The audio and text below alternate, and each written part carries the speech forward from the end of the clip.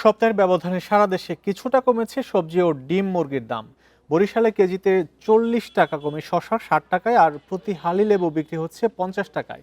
এছাড়া কেজিতে 60 টাকা কমে কাঁচামরিচ বিক্রি হচ্ছে 140 টাকায়। রাজশাহীতে পেঁয়াজ ও কাঁচামরিচ, শসা ও বেগুনের দাম কমলেও বেড়েছে কলা ও খেজুরের দাম।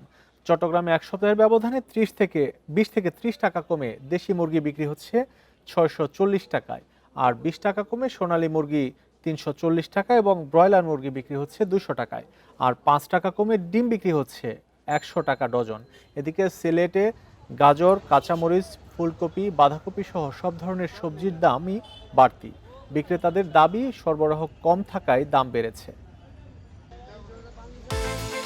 বিকাশ পেমেন্টে 10,000 টাকার বেশি অফার।